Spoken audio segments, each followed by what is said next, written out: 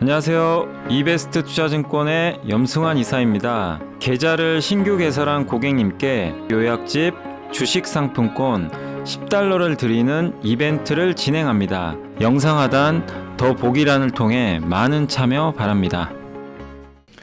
네, 안녕하세요. 이베스트 투자증권 염승환 이사입니다. 자, 오늘 2023년 3월 10일 오늘 이제 시장 함께 읽기 시작하겠습니다. 오늘은 뭐 미국 좀 충격이 좀 있어가지고 증시가 변동성이 좀 커지고 있는데, 일단 장이 지금 이제 끝날 시간 다 돼가니까요. 끝나면 한번 시장 정리해드리고, 일단 이제 오늘 해드릴 좀 보고서는 SVB, 이게 미국의 한 지방은행이라고 하는데, 여기가 지금 갑자기 난리가 났어요. 은행주가 막 폭락을 하고. 그래서 그 영향, 무슨 일이 있었는지 한번 말씀드리고, HB솔루션, 또 요새 너무 좀 시장이 지나치게 좀 민감하게 반응한다. 이 금리 이슈에 대해서 그 부분하고, 심텍, M2I, KC, 아마 탐방 보고서고요. 코스맥스, 인터로죠. 또 소각, 자사주 소각이 좀 반드시 필요하다는 거. 이 부분에 대해서 한번 다뤄보도록 하겠습니다. 자, SVB 이슈는 영향은 좀 제한적으로 좀 일단 보고는 있는데, 이 미국 실리콘밸리 지역의 기반 은행이거든요. 여기가 SVB 파이낸셜 그룹인데, 이 손실이 좀 있었나 봐요. 벤처캡. 그러니까 이 회사가 이 은행인데요. 주요 고객이 벤처 회사들이 있죠. 스타트업. 이런 회사들이 돈을 많이 넣었어요.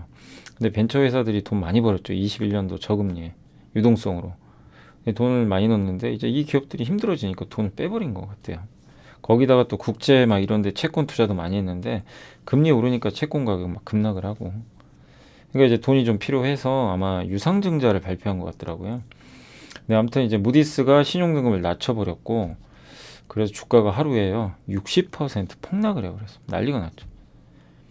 근데 이제 블룸버그에서는 그래도 뭐 크게 우려할 만한 수준은 아니다라고 좀 언급을 했지만, 어쨌든 시장은 좀 우려를 했고, 미국의 은행주가 그래서 폭락하고, 그래서 미국 증시가 급락한 겁니다. 오늘 그렇게 좀 그러니까 신용 리스크가 터지면 어떡할까, 이 우려감이 시장에 좀 퍼졌다 라고 보시면 좋겠습니다. 근데 리먼 사태까지 날 건 아니고요. 미국 은행주들은 여전히 돈도 많이 있고 하니까 전염되진 않는데, 다만 이게 의미하는 게 뭐죠? 금리를 하도 많이 올리니까 이제 뭔가 터지기 시작하는 거예요. 조금씩 균열이. 그동안 없었지만, 우리가 예전에 레고랜드 사태가 왜 터졌죠? 결국엔 고금리 때문이거든요. 채권금리가 엄청 오르고 자금 조달 안 되고. 근데 미국도 이제 금리가 세게 올라가니까 이런 이제 우려들이 조금씩 현실화돼서 그게 시장에 일부 나타났다. 그래서 연준이 어떤 생각을 할지 모르지만, 연준 입장에서 좀 부담스러운 이슈가 생겼고, 유진투자의 허재한 연구원님은 이제 거기에 대해서 또 보고서 썼는데, 주가 60% 빠졌고요. 자기 자본이 163억 달러인데 우리나라 돈으로 한 20조 되겠죠. 보유 채권 손실이 한 150억 달러 된다. 그러니까 이제 자본 잠식이 될 수 있죠. 돈을 거의 다 까먹은 거예요. 채권 손실 때문에. 원인은 두 가지인데 여기도 나와 있지만, 금리 인상, 연준이. 그러니까 이제 보유한 채권에서 엄청난 손실을 봤죠. 그리고 아까 말씀드린 테크 기업 고객들이거든요. 이게 돈을 빼버린 거예요. 자기네들 급하니까. 그래서 이제 좀 리스크가 커졌다. 근데 다만 어쨌든 이제 부정적 영향도 좀 확대될 수 있겠지만, 좀 우리가 지켜봐야 될 것 같고, 금리가 꺾였어요. 그래서 오늘 새벽에 끝난 미국 증시에서 금리가 확 떨어져 버렸습니다. 그래서 미국 고용이 좋고 추가 금리 인상 우려가 높아지더라도, 이런 이제 리스크들이 조금씩 번지니까 미국의 장기 금리가 더 오르기는 좀 어려울 수 있다는 거 염두에 두시면 좋겠습니다. 어쨌든 리스크는 좀 다소 우려는 저도 좀 된다고 생각하는데, 한 가지 또 이거는 미국 연준의 긴축 속도를 좀 줄일 수도 있어요. 그래서 일장일단은 있는데, 아무튼 좋은 뉴스는 아닙니다. 저런 일이 자꾸 터지면 증시에 충격이 나중에 가해질 수도 있거든요. 그래서 우리 레고랜드 사태 이후로는 진정됐잖아요. 근데 미국이 그런 식으로 간다면 염려하실 필요 없는데, 이제 저런 일들이 연쇄적으로 나올지 지켜보시고, 근데 저런 일이 터지면요, 아마 연준은 바로 금리 인하 해버릴 겁니다. 물가 상관없이 막아야 되니까. 근데 그렇게까지 할지는 모르겠지만요, 일단은 좀 경계할 만한 리스크가 일부 발생은 했다. 고금리로 의한 그런 부분들이 부작용이 나타났다. 일단 이렇게 생각해 주시면 되겠고, NH의 손세훈 연구원님이 HB솔루션 그 OLED 장비 회사거든요. 그래서 디스플레이 검사 장비 생산하는 K맥하고 후공정 장비 만드는 LET가 이제 그 이제 흡수합병 돼가지고 이제 이름을 바꿔서 만든 회사고요. 펀치홀 아세요? 이렇게 스마트폰 보면 가운데 구멍, 여기 위쪽에 카메라 구멍 뚫린 거. 거기에 이제 빛샘 현상, 빛이 비쳐요. 그걸 방지하는 장비 만듭니다. 빛샘 방지 도포해주는. 글로벌 유일하게 만드는 회사고 영업이 271억 기록. 작년 그렇게 업황 안 좋은데도 돈을 벌었어요. 매출 비중도 이 장비가 커지고 있고 앞으로 태블릿 노트북에도 채택될 것 같고 그 다음에 이제 전공정 장비는 OLED 이 장비 전공정, 그러니까 방금 말씀드린 후공정 마지막에 이렇게 패키징 해주고 빛샘 방지해주는 걸 발라주는 그런 장비인데 전공정 이제 OLED를 이제 만드는 데 필요한 장비죠.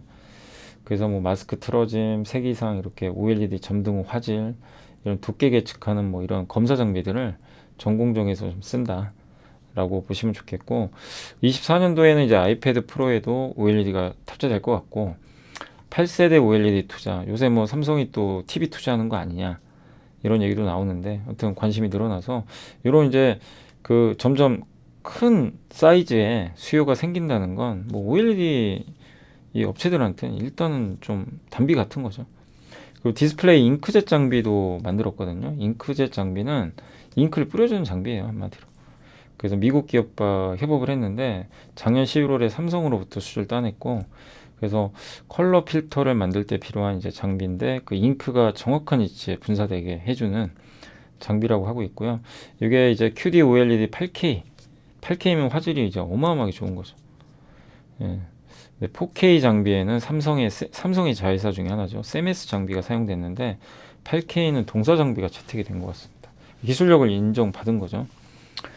그리고 반도체 장비도 있어요. 반도체 장비는 이온 산란 분석을 한다고 하는데 저도 이건 좀 생소하더라고요. 아무튼 반도체 양산을 할 때 만들 때 반도체 그 물성 특성이 이제 어떻게 돼 있는지 그거를 파악을 하기 위해서 샘플 테스트를 한대요. 예. 근데 이거를 화학적이고 물리적인 이제 좀 이거 파괴적으로 예, 그 물성들을 파괴하고 이런 방식으로 외국 걸 썼는데 이 나노 엠니 IS 장비는 비파괴 방식. 예, 그게 굉장히 효율적이죠. 그리고 1나노미터 이하의 반도체 아주 얇은 이런 것들도 지금 동사 장비 이용해 가지고 한국표준과학연구원이 기준을 수립을 했다고 합니다. 물론 이제 근데 디스플레이가 핵심이니까 비중은 뭐 아직은 많지는 않고요. 그래서 이런 사업들도 지금 펼치고 있다라고 보시면 되겠고 아이폰은 이렇게 돼 있잖아요. 근데 이제 삼성은 저기 펀치홀 있죠. 구멍 저 위쪽에 저게 펀치홀입니다. 근데 저런 것들이 이제 앞으로 더 많이 탑재가 될 것 같다라고 보고 있는 것 같아요. 여기 구멍 이렇게 이게 이제 펀치홀 방식입니다. 요게 펀치홀이고 그리고 아이폰도 옛날에는 여기 보세요. 요게 이게 노치형인데 요게 펀치홀 방식이에요. 이렇게 가운데 구멍이 좀 크지만 그죠? 예. 이 방식으로 지금 가고 있어요. 그러니까 이제 수요가 늘어나겠죠. 나노 엠니 IS 장비 설명이고 업황 안 좋아도 이렇게 좋은 실적을 잘 내주고 있습니다. 그래서 21년도 매출이 468억인데 22년도가 1800으로 점프를 했고요. 영업이익이 7억에서 270억. PBR도 바닥권이라서 좀 관심은 한번 가져보세요. 그리고 뭐 전환사치나 이런 건 좀 찾아보세요. 예, 순연금이나 이런 거는 제가 많이도 알려드렸으니까 그건 한번 좀 체크해 보시고 재무는 한번 체크해 보시면 좋겠습니다. IBK의 정영택 연구원님은 노파심 지나치게 민감한 방향 전환과 쏠림을 경계하자. 그 뭐냐면 저는 여기에 좀 동의를 하는 게 너무 막 1월만 해도요 막 이제 금리 인하 할 것 같다. 실제로는 금리 인하 할 분위기였어요. 굉장히 시장이 흥분했죠. 야 금리 인하 하겠는데 근데 어떻게 됐죠? 결론은 금리 인하가 아니라 이거 더 올리게 생겼네. 그래서 또 극단적으로 더 올리는 걸 반영해서 증시가 또 변동성이 엄청 커지고 있죠. 근데 이거죠. 결국엔 물가가 꺾인 건 맞잖아요. 맞죠? 꺾였어요. 근데 속도가 느려요. 그러니까 시장은 실망한 거예요. 내리는 건 좋은데 우리가 원하는 속도는 마이너스 5, 6인데 내려가는 속도가 마이너스 1, 2밖에 안 된다는 얘기죠, 지금. 그러니까 이제 더디니까 이제 시장이 좀 짜증을 내고 있어요. 그 상태에서 지표가 잘 나오니까 연준 얘기도 그렇고 들어보니까 야, 이거 금리 올리게 생겼네, 이제. 그러니까 이제 시장이 또 이제 그 완전히 이래 이제 변덕스러운 거죠. 근데 이제 이 금리 인상 속도 조절에 이미 작년에 들어갔잖아요. 이제 0.25로 속도 조절 들어갔는데 이걸 또 바꾼다. 그러기 쉽지 않다는 거예요. 그리고 추세적인 흐름이 바뀐 게 아니잖아요. 속도가 느려지 물가 금리는 꺾였어요. 그 작년보다는. 그러니까 여기서 0.5로 또 간다. 그건 쉽지 않다는 거죠. 그러니까 연준 의사결정은 이제 연준이 그렇게 뭐 저런 것 때문에 일희일비 해가지고 어떨 땐 0.5 올렸다, 어떨 땐 0.25 이러진 않을 거란 얘기라는 거예요. 그러니까 시장이 너무 과민 반응한다. 이 이슈에 대해서 너무 급하게 좋은 쪽을 바라보다 또 이제는 급격하게 반대 방향 보고. 그래서 25bp 0.25% 올릴 것 같다. 그리고 미국 경기 물가를 보면 0.5% 올릴 건 아닌 것 같다. 왜냐하면 작년에 이미 물가 정점을 찍었기 때문에. 또 폴 크루그만 뉴욕대 교수도 변동성이 높고 기저 영향이 큰, 그러니까 이번에 팬데믹 때문에 너무 변동성이 커요, 지표들이. 전년 동기 대비나 전월 대비 증가율은 추세를 파악하기 어렵기 때문에 6개월 전 대비 증가율을 이용해서 봐야 된다. 근데 이걸 보면 6개월 동안 미국의 인플레는 꺾이고 있다는 얘기예요. 그러니까 너무 전월이나 전년을 동기를 대비하면 좀 잘 안 보인다는 거죠. 어쨌든 시장의 기대가 1월에 너무 컸다가 되돌려서 지금은 또 우려가 커지고 있는데, 어쨌든 이 연준이 0.25%가 아닌 0.5로 갈 이유는 별로 없다. 이런 좀 내용이니까 참고하시면 되겠고, 아무튼 누구도 모릅니다. 일단 지표 오늘 또 저녁에 미국 고용 지표 어떻게 나올지 모르겠네요. 그게 좀 변곡점이 되겠지만, 아무튼 보시면 요 1월 3일만 해도요. 2월 2일 보세요. 5%가 최종 금리였어요. 5.25는 있지도 않았습니다. 2월 14일까지. 근데 3월 7일 갑자기 5.25가 제일 많아요. 비중이.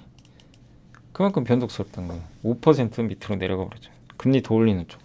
이렇게 시시각각 바뀌고, 어쨌든 미국 물가는 꺾이거든요. 그죠? 이건 바뀐 건 아니다. 라고 보시면 되겠습니다. 자, 심택은 이제 대신증권의 박강호 연구원님이 목표주가 37,000원으로 내렸고 실적 안 좋아요. 제가 말씀드리고 싶은 건 뭐냐면 되게 안 좋거든요, 실적이.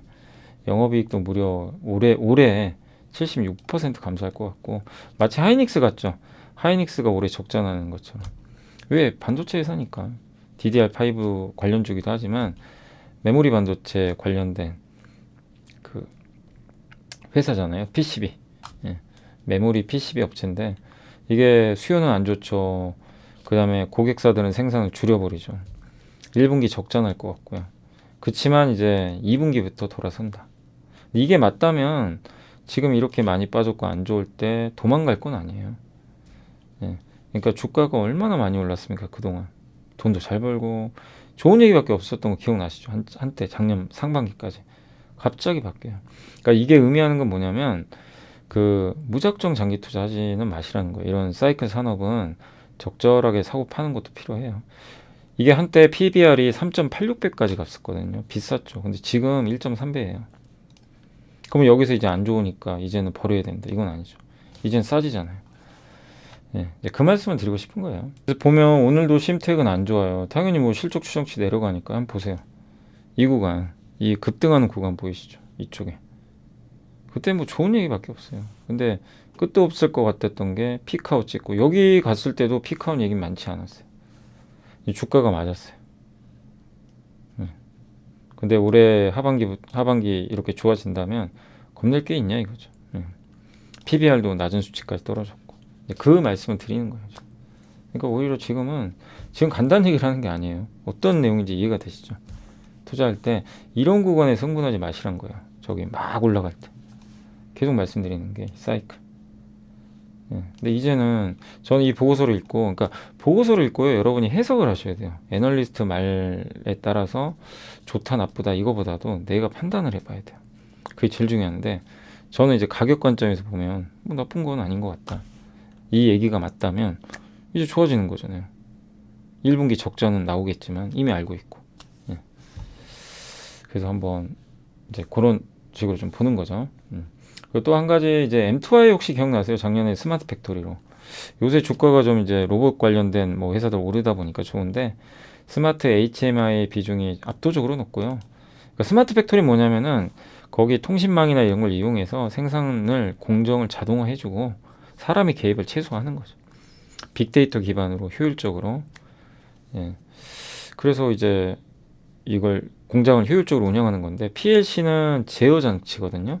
그러니까 입력을 해요. 기계가 정해진 순서와 조건에 따라 작동하게 해서 제어를 담당하는데 이 PLC를 관리하는 관리자가 또 따로 있잖아요. 이거와 기계와 사람을 중간에서 연결해 줍니다. 그러니까 PLC가 있고 요게 이제 기계 장치들을 제어하는데 사람이 이걸 해야 될 거 아니에요. 그 중간에 매개체 역할을 하는 게 HMI다.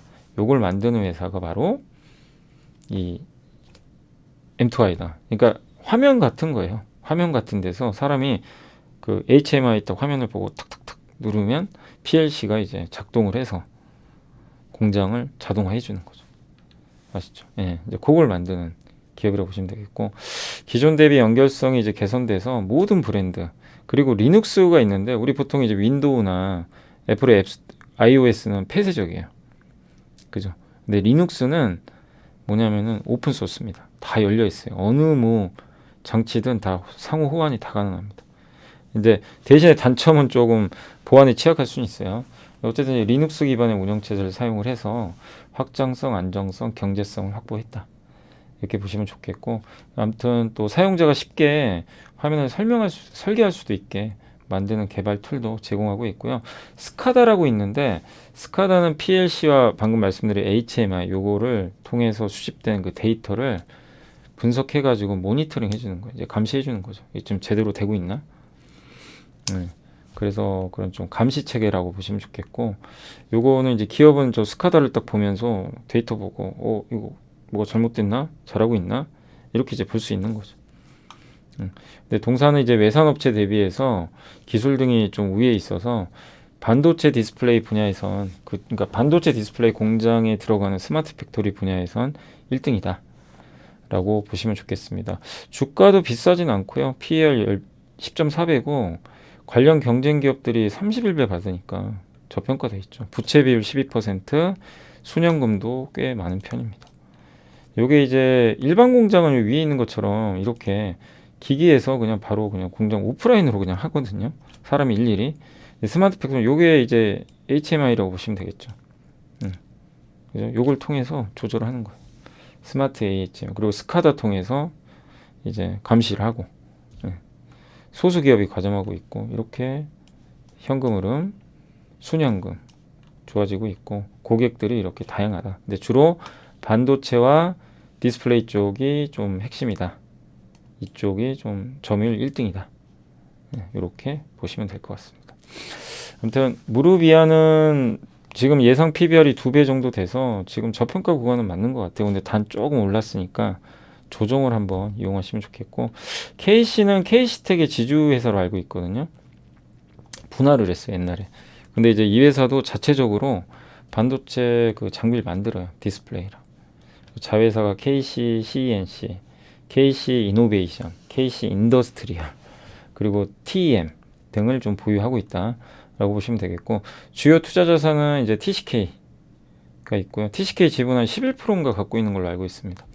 그리고 반도체 이제 가스를 공급하는 그 제어 장비가 있거든요. 이런 벌크 스페셜티 가스 시스템, 가스 캐비넷 같은 가스를 이제 공급할 때 그걸 좀 제어해주는 장비를 만들고 있습니다. 국내에서 원익홀딩스랑 버슌 머티리얼즈랑 이제 3사가 좀 경쟁 관계로 알려져 있고요.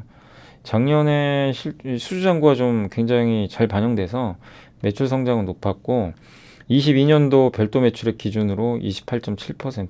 그러니까 작년까지는 성장이 나왔어요. 근데 올해는 좀 안 좋겠죠. 올해 뭐 삼성 하이닉스가 안 좋은데 이건 뭐 어쩔 수 없는 상황이고요. 다만 자회사 TEM의 매출은 좀 고성장할 걸로 보입니다. 특히 하나마이크론과 이제 월덱스처럼 실리콘 링, 뭐 샤워 헤드, 이 소모성 부품이죠. 이걸 제조해서 좀 괜찮지 않을까 이렇게 보고 있고요. 작년 매출 2배 이상 늘었고, 근데 올해는 어쨌든 좀 줄 수는 있습니다. 작년과 달리. 그리고 연결 기준으로 PER은 3배밖에 안 되는데 별도 이 회사 자체적으로는 6배 정도 된다라고 보시면 좋겠고, KC텍 지분 1120억, TCK 지분 1350원 갖고 있거든요. 이거 합치면 2500억입니다. 동사 보유 현금이 1500억. 약간 좀 자산주예요. 이 두 회사 지분만 해도 2500억에다가 현금 1500억. 삼성동에 부동산 가치가 있나 봐요. 저도 근데 삼성동에 어떤 건지는 좀 확인 안 해봤는데, 아무튼 2,500억 동사 보유연금 이걸 다 합치면 적정 시총은 한 6천억 정도 나온다라고 하더라고요. 아까 보고서 보니까. 근데 이제 올해 영업이익도 별도에서 300억도 달성할 것 같고, 현재 시총은 한 3천억 됩니다. 시총이. 그래서 올해 실적에서는 뭐 물론 아쉬운 부분은 나오겠지만 높은 현금 보유와 우량한 재무 구조 갖고 있기 때문에 강력한 하방 경직성을 좀 보유한 그런 업체다라고 보시면 좋을 것 같습니다. 아무튼 사업 가치 뭐 이렇게 순이익 배수 다 해서 더해 봤더니 6천억 정도의 가치가 나온다. 근데 현재 시총은 3천억이니까 뭐 무조건 저렇게 간다는 건 아니에요. 근데 그만큼 KC가 좀 저평가돼 있다라고 보시면 좋을 것 같습니다. 안녕하세요. 이베스트 투자증권의 염승환 이사입니다. 계좌를 신규 개설한 고객님께 요약집 주식 상품권 10달러를 드리는 이벤트를 진행합니다. 영상 하단 더 보기란을 통해 많은 참여 바랍니다. 코스맥스는 이제 하나증권의 박은정 연구원님이 이게 실적은 되게 안 좋아요. 근데 내용은 괜찮아요. 빅베스 털어버렸어요. 그래서 영업이익 92%나 감소했지만 중국 국내 외형이 조금 감소했죠. 예. 외형이 좀 축소됐고, 왜냐면 코로나 때문에 지난 4분기 일시적으로 국내 또 주요 고객 중에 이 저마진 제품 좀 수주가 늘어나서 이익도 수익성도 좀 안 좋았다고 합니다. 그리고 미국 지금 구조조정 하는데 거기에 들어가는 이제 재고 뭐 자산이라든가 이런 것들이 더해져서 일회성 비용도 좀 많았고, 매각 예정인 자산에 대한 충당금도 쌌고, 그래서 일시적인 일회성 비용이 많이 들어가서요. 좀 실적은 상당히 안 좋았다. 다만 이제 역으로 보면 이제 이런 걸 털어내니까 올해 1분기면 아마 미국도 구조조정 끝날 것 같더라고요. 그래서 이젠 좀 좋아지지 않을까 이렇게 보고 있고, 예, 요게 이제 주요 내용들입니다. 중국도 감소, 근데 미국은 성장했는데 구조조정, 동남아는 되게 성장했는데 아쉽게도 비중이 얼마 안 돼요. 그렇지만 올해는 1000억 정도의 이익을 낼 것 같고 2분기부터 좋아진다. 요게 좀 핵심 포인트가 되지 않을까라고 일단 예상은 좀 하고 있습니다. 그리고 미국 오하이오 법인 청산 이걸로 손실 축소되고, 그리고 PBR도 1.3배라서 밸류 기준으로는 좀 바닥에 있는 것 같아서 괜찮다라는 그런 의견이니까 좀 참고하시면 좋을 것 같습니다. 자, 그리고 SK증권의 허선재 연구원님이 인터로조, 이거 굉장히 장문의 보고서인데, 인터로조 우리 많이 공부해봤잖아요. 근데 신규 이제 보고서가 어제 나왔어요. 그래서 어제 너무 길어서 오늘 좀 하고 다시 좀 말씀드릴게요. 목표 주가 47,000원이고 렌즈 일회용 렌즈 같은 거 있죠, 이 눈에.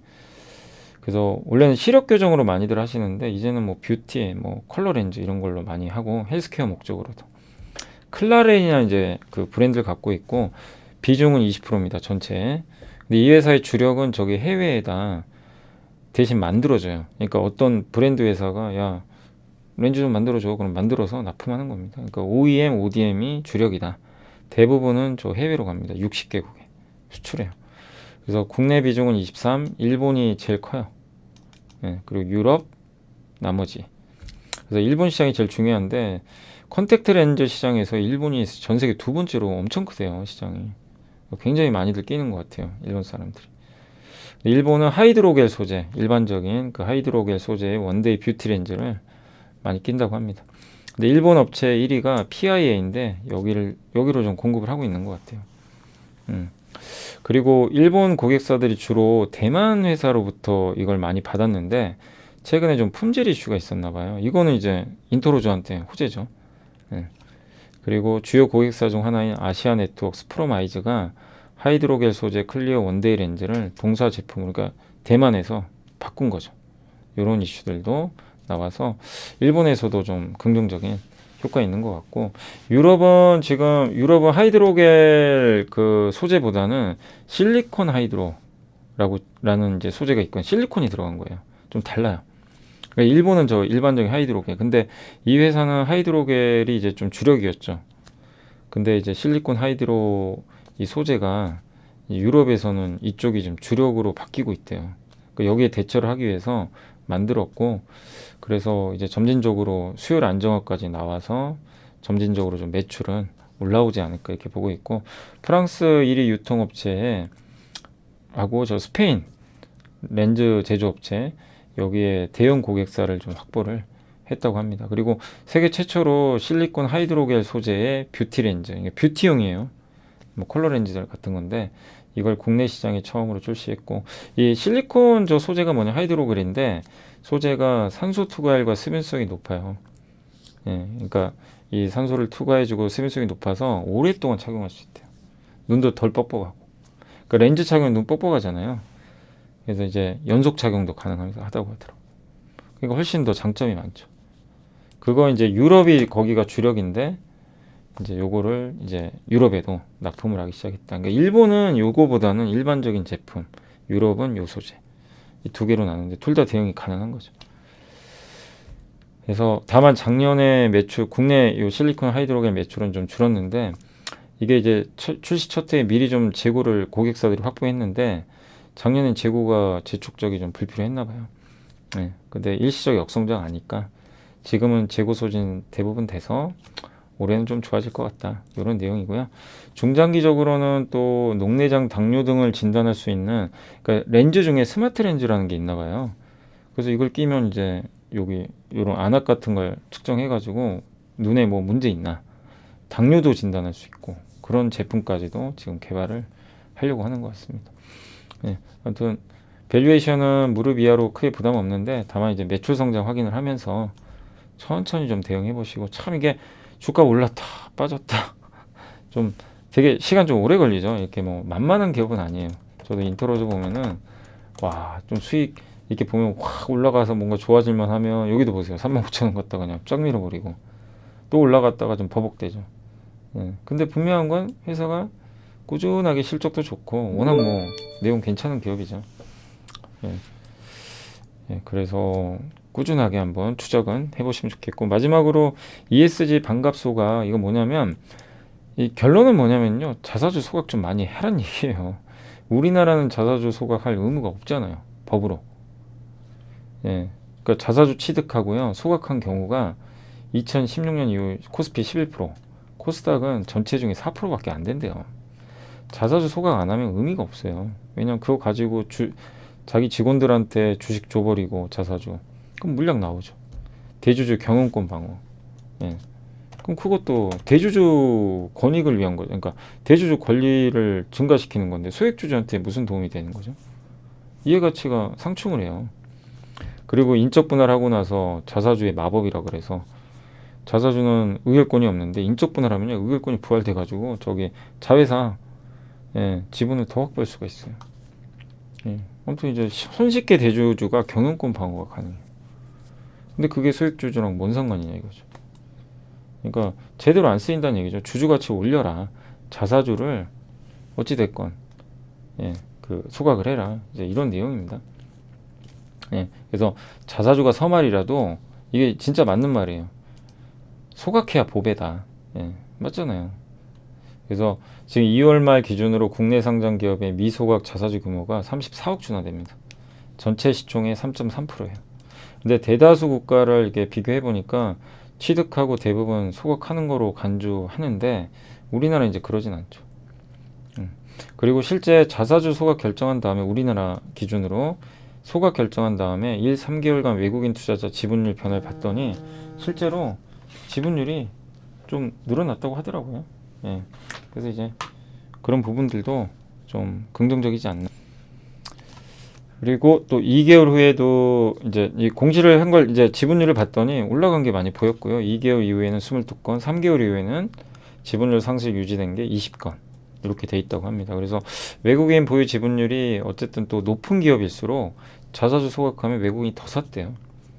네, 그리고 발행 주식수 대비 소각 비율이 2% 이상이면 더 많이 지분율이 늘어났다. 네, 이런 내용입니다. 그러니까 외국인들도 이런 이슈에 주식을 산다는 얘기죠. 근데 요 자사주 마법 아까 설명했던 얘기입니다. 예. 근데 미국은 이 구역 대표 소각장입니다. 자사주 소각의 그냥 대표 주자예요. 국가대표급인데 자사주 취득 규모가 9,300억 달러인데 2배가 늘었고요. 작년보다 올해 22년도 그러니까 취득 계획의 2배 이상을 더 사버린 거예요. 자사주를. 대단한 거죠. 작년 목표에 2배를 더 넘게 샀고 대부분 다 이제 소각하는 거죠. 미국은 거의 소각이에요. 예, 그래서 캘리포니아는 자사주를 미발행 주식으로 본대요. 그러니까 이거는 자동 처리되는 걸로 인식을 하고 혹시라도 이걸 매각하려고 할 수도 있잖아요. 자사주를 시장이 다시 그러면은 신주 발행과 똑같이 해가지고 예, 증권거래위원회 승인도 받아야 돼요. 규정이 까다로워. 그러면 저 규제가 있기 때문에 저거 그 자사주 삼자하게 처분하는 게 굉장히 이제 어렵습니다. 예. 그리고 미국은 이제 자사주를 제외한 발행 주식수로 적정 주가를 계산하거든요. 자사주를 없앤 상태에서 해요. 근데 우리나라는 안 그러잖아요. 시장에 나올 수도 있기 때문에. 그래서 미국 증시 밸류가 높은 거고 일본은 원칙적으로 허용은 하는데 영국도 취득은 가능한데 다만 취득한 건 소각하도록 한다. 이렇게 좀 돼 있고요. 독일은 자사주 취득이 원천적으로는 금지돼 있대요. 근데 기본 자본금 10% 내에서는 하게 해주고 예, 그래서 주총에 사전 결의 있으면은 상관없이 그건 취득할 수 있도록 하고 있다. 일본도 자사주 처분에 대해서는 신주 발행과 비슷하게 자사주를 팔어 야 너 신주 발행하는 거 아니야? 규정을 강화해서 주주들이 들고 일어날 수도 있대요. 무효라고. 예. 그러니까 대부분 이렇게 선진국들 이렇게 돼 있는데 우리나라도 이제 바뀌어야죠. 그래서 코리아 디스카운트 이러면 해소된다. 기업의 사회적 책임은 주주이익 증대에 있다. 주주이익 극대화에서 중요한 것은 소액주주의 권리입니다. 그러니까 우리나라가 좀 잘못됐던 게 대주주만 권리가 있고 소액주주는 제대로 이 권리를 인정 못 받았죠. 이제 바뀌어요. SM 사건 보셨잖아요. 예, 주가가 어떻게 반응을 하는지. 그래서 이게 바뀌면 당연히 주식시장은 좋아집니다. 우리의 잘못된 이런 관행들, 한국 증시의 뭐 이런 불명확한 지배구조 이런 게 열리면 그러니까 한국이 아시아에서 PBR 한 배가 안 돼요. 지금 유일하게. 이게 뭔 창피함입니까? 그죠? 그래서 제일 좋은 거는 자사주 소각하면 된다. 그러면 주주 환원율이 올라가서 예, 좋아진다. 그리고 신탁 계약하면 안 되고요. 직접 회사가 직접 매입을 해야 돼요. 보통 보면 신탁 계약을 맺어요. 그럼 증권사가 알아서 사주거든요. 그럼 강제성도 떨어지고 소각과도 거리가 멀어요. 그래서 공시 보실 때 회사가 직접 매입하는지 신탁 계약을 맺는지 이것도 구분을 하시면 좋을 것 같습니다. 아무튼 신탁은 자사주 소각과는 좀 거리가 멀다는 거 그거 참고해 주시면 좋을 것 같습니다. 아무튼 코스피 최근 20년 평균 24% 정도 배당 성향 유지했는데 뭐 더 올라가야죠. 그리고 주주 환원 지표를 계산을 했는데 현금 배당에다가 자사주 매입 더한 다음에 순이익으로 나눈 거예요. 높으면 좋은 거죠. 예. 그래서 요게 만약에 자사주로 5년에 걸쳐 균등하게 소각하는 방식으로 저걸 계산을 했더니 22년도 수치가 25에서 27로 바뀌고요. 23이 31에서 39.5로 바뀐대요. 근데 저렇게 해서 그러니까 지금 있는 자사주들 많잖아요. 요거를 5년에 걸쳐서 지금 삼성물산이 그렇게 한다 그랬잖아요. 5년에 걸쳐서 소각. 그런 방식으로 한다면 코스피가 지금 2,590인데 적정 가치가 3,210으로 점프를 한답니다. 그리고 자사주 소각 기한을 더 빨리 해주면 4년, 3년이면 이 레벨업이 돼요. 순식간에. 그러니까 이게 엄청난 거예요. 그러니까 이 정말 주식시장 올릴 수 있는 제일 좋은 방법은 이 자사주 소각인데 적극적이진 않은 거죠. 이게 좀 안타깝습니다. 그러니까 우리나라가 이렇게 할인받는 이유는 저런 게 좀 큰 거죠. 근데 저는 이제 바뀌고 있어서 기대는 하고 있어요. 뭔가 바뀌잖아요. 그죠? 그래서 많은 것들이 좀 바뀌어가지 않을까 이렇게 예상하고 있고 여기 나온 보고서 중에서는 이제 자사주 매입 가능 기업은 네이버, NC, 삼성전자, 삼성전기 또 많이 있는데 요 4개 기업을 좀 대표적으로 꼽아준 것 같고 우리나라 보면 자사주 처분을 좀 많이 하잖아요. 대부분 임직원 보상이에요. 그냥 임직원한테 현금으로 주면 안 되나? 이게 왜냐면 이제 주식이 나와버리니까 또 받는 분들 입장에서는 당연히 뭐 주식 받아서 팔면 뭐 당연히 본인 입장에서는 좋을 수 있는데 그래도 이 주주 가치가 떨어지거든요. 저렇게 되면. 그래서 아무튼 자사주를 이제 저런 임직원들한테 부여해서 처분하는 공시가 굉장히 많다라고 보시면 되겠고 그리고 저도 이제 SK 많이 말씀드리지만 좀 제발 소각 좀 하세요. 지금 자사주가 25%나 되는데 지금 뭐 하는 겁니까? 최태원 회장님. 예. 주주 환원, 예. 그러니까 주가 올라갈 겁니다 얘기할 게 아니라 행동으로 보여주셔야죠. 행동으로. 그리고 SBS 그 뉴스를 보니까 마치 뭐가 있는 것처럼 하더니만 사실 딱 내용은 별거 없던데요. 저 보니까. 그죠? 뭐 보신 분들도 계시겠지만 아무튼 SK에서도 대응을 하겠다라고 이제 얘기는 나온 것 같은데 아무튼 예, 별일 좀 없기를 예, 생각은 하는데 아무튼 좀 뭔가 잘못되면 바로 잡아야 되는 거고 또 보도가 잘못됐으면 그거는 언론이 또 잘못한 거면 또 바로 잡아야 되겠죠. 예, 근데 이제 보도가 좀 뭔가 하다만 느낌이 좀 들어서 잘은 모르겠습니다. 아무튼 그건 그거고 좀 소각 좀 많이 해주십시오. 네, 또 저희 보니까 금호석유, 뭐 덴티움은 주가 많이 올라갔으니까 뭐 소각하면 더 많이 가겠지만요. 근데 지금 다들 지금 주가 못 가잖아요. 그러니까 금호석유, KTNG 이런 기업들도 많이 들고 있거든요. 이게 25%예요. SK만 해도 전체 주식에. 그러니까 소각을 꼭 해. 이건 코스닥입니다. 코스닥은 안랩이 제일 많네요. 뷰웍스, BH 이런 기업들이 이렇게 좀 많이 갖고 있다는 거 참고하시면 좋겠습니다. 예, 그리고 자사주 취득에 관한 이게 규정입니다. 미국은 이제 소각된 것과 마찬가지로 일본도 신주 발행과 동일한 절차이기 때문에 주주 대응 가능하다. 독일은 자사주 처분할 때 신주 발행 절차를 지켜야 된다. 굉장히 까다로운 거예요. 그러니까 우리나라도 저런 걸 적용해줘야 됩니다. 그래서 자사주 소각하면 코스피 그냥 이렇게 올라간다. 자동으로 3,000 넘는다. 근데 해야지 가는 거죠. 그죠? 예. 그래서 마지막 의견은 소각도 좀 하자. 그 말씀을 좀 드리고 싶습니다. 메인만 하지 마시고. 자, 일단 오늘 이제 이렇게 해서 오늘 좀그 보고서는 다 말씀을 드렸고요. 자, 오늘 이제 주식시장 한번 말씀드리겠습니다. 오늘 사실 주식시장은 좀 안 좋았는데 그래도 조금 이제 낙폭은 조금 줄였어요. 오전에 출발은 굉장히 안 좋았죠. 1% 이상의 이제 급락 출발을 좀 했다가 이렇게 약간은 좀 이제 되돌리는 좀 모습이 좀 나왔습니다. 24포인트 정도 하락하면서 일단 마무리가 되는 것 같고요. 오늘은 특히 코스닥이 굉장히 안 좋았어요. 2.5. 근데 많이 또 올랐기 때문에 낙폭이 더 컸다라고 보시고 오늘은 이제 어제도 외국인이 많이 팔았고 요새 달러 강해지고 미국의 신용 리스크 약간 뭐 이거 좀 우려되기도 하고 그리고 오늘 또 고용지표 불안감도 있고 해서 외국인들은 일단 좀 리스크 관리를 하고 있습니다. 그래서 기관도 마찬가지고 그래서 오늘은 좀 증시가 2400을 좀 깨면서 좀 아쉽게 끝났다라고 보시면 되겠고 업종별로는 오늘 좀 외국인들 같은 경우는 전기전자를 좀 많이 팔았습니다. 그동안 많이 샀는데 다만 방어주인 보험주, 증권주를 좀 샀네요. 증권, 비금속 광물 반면에 기관도 많이 팔았는데 화학, 비금속 광물은 조금 매수가 들어왔습니다. 오늘 이제 업종으로는 양자암호 관련주가 뭐 매각 이슈가 좀 있어서 그런 것 같고요. 2차전지는 오늘 왜 강했냐면 저기 그동안 제일 못난이었죠. SK 이노베이션이 급등을 해버렸어요. 오늘 오랜만에. 그러니까 좀 너무 못 갔죠. 사실 과할 정도로. 그리고 SK 이노베이션도 LFP 배터리 이제 나온다고 하더라고요.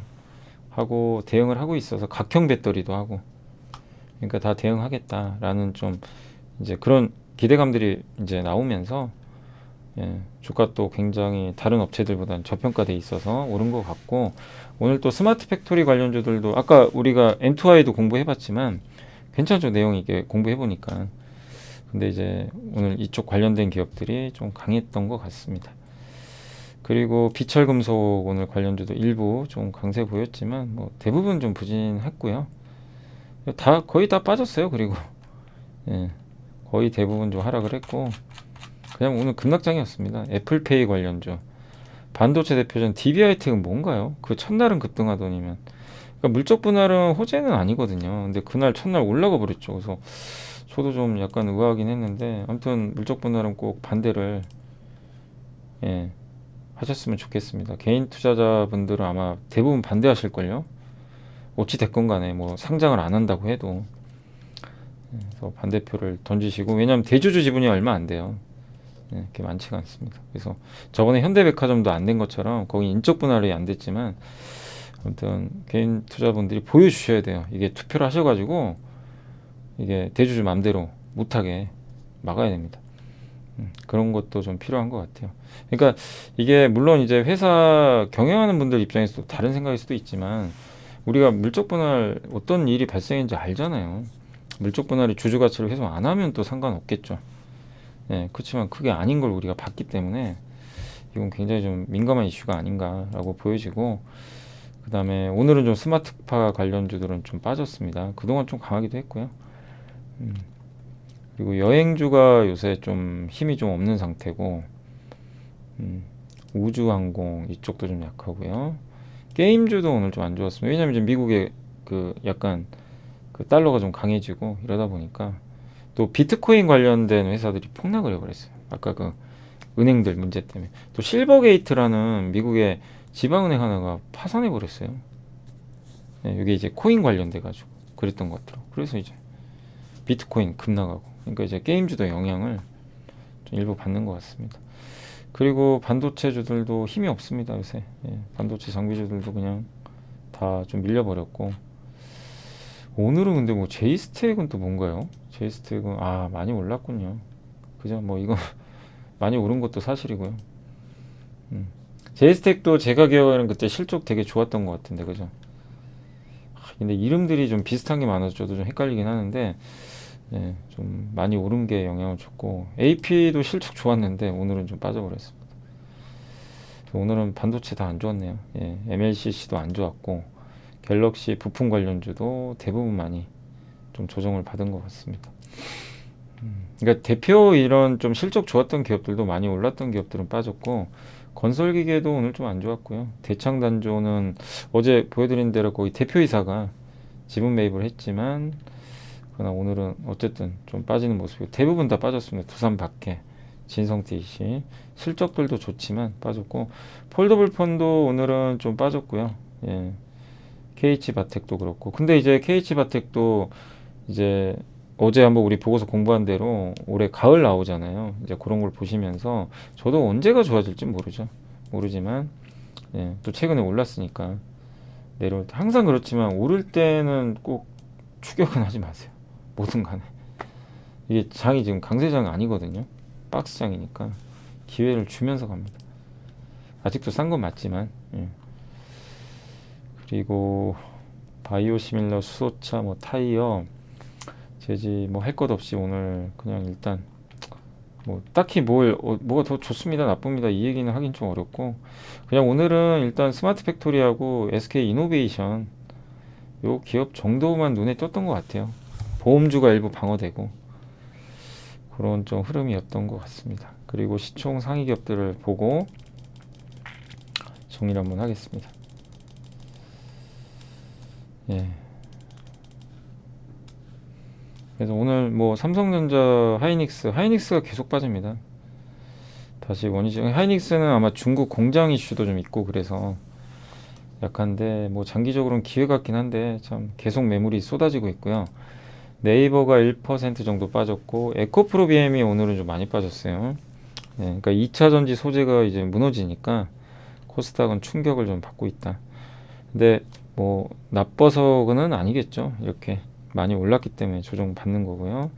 LG가 오늘은 6%나 급등을 했습니다. 그리고 한국전력, 또 삼성화재, HMM 반등했고, 셀트리온 SK는 이제 최근에 합병기대로 올랐는데 오늘 좀 빠졌고, NC소프트는 다시 40만 원이 좀 이탈돼 버렸고요. 게임주들 힘이 없고, 에코프로도 오늘은 좀 많이 빠졌습니다. 하이브가 반격 나섰고, 아모레퍼시픽은 4.7% 급락했고요. SK스퀘어도 하이닉스 때문이에요. 그러니까 연동돼요 그냥. SK스퀘어는 그때 한번 말씀드린 대로 지분 매각을 굉장히 잘했죠. 그래서 괜찮아지지 않을까. 하이닉스만 조금 주가 안정되면요. 그리고 요새 조선주도 힘이 없습니다. 예, 한국조선해양도 다시 다 대밀려 버리고 있고,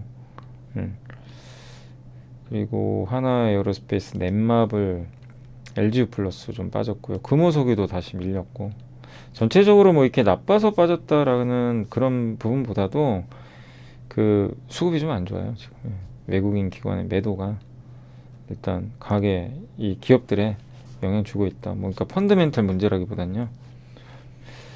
보시면 돼요. 뭐 롯템, 펄어비스, 한미사이언스, 하나생명, 제일기획, ST바이오센스, DB하이텍, 뭐 어쨌든 계속해서 좀 매물들이 나오고, 성일하이텍도 오늘 좀 밀렸고요.